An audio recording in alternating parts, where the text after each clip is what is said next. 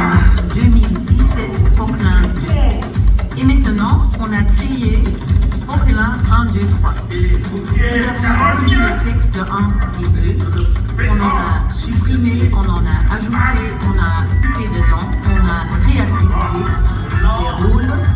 Donc, ce sera un nouveau Poquelin. Bonjour. Je te chante une chanson toute nue en échange d'un verre. C'est le titre de la performance. Et je crois qu'il n'y a pas grand-chose à ajouter. Enfin, presque. Papa, c'est pour le Festival d'Avignon. Est-ce que tu peux expliquer ce que c'est Songs of Grief? Songs of Grief.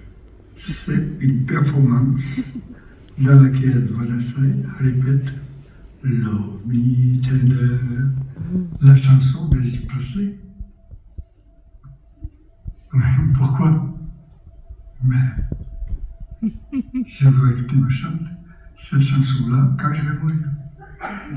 Oiseau, c'est une lecture-performance à partir du roman Impossibles adieux de l'autrice sud-coréenne Han Kang. On va suivre le parcours d'une femme qui est appelée par l'une de ses amies, qui est brusquement hospitalisée. La missionne de se rendre sur l'île de Jeju, là où elle vit. Cette femme va découvrir ce sur quoi travaille son amie, qui en fait a récolté de nombreuses archives pour documenter l'un des plus grands massacres de l'histoire de la Corée, qui est celui de l'assassinat de 30 000 civils en 1948 parce que communistes. Pour porter cette lecture, il y aura deux actrices, l'actrice française Isabelle Huppert et l'actrice sud-coréenne Hee Hae-young, qui vont porter ensemble les voix de ce puissant réquisitoire contre l'oubli. Pourquoi Intraitable côté du monde? Le titre est d'abord emprunté à Glissant et à Patrick Chamoiseau qui, en 2007, écrivent une lettre ouverte à Obama. Ce titre, pour moi, est aussi une manière de proposer, malgré tout ce qui se passe aujourd'hui. Nous avons encore les ressources nécessaires en délibération collective de changer le monde. Et ce sont ces deux voyances-là que nous proposons, avec bien sûr la musique live. Catherine Suwalski, qui est une saxophoniste allemande, et Simon Moïse,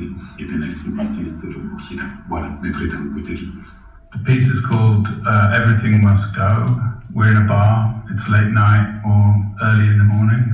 People are talking.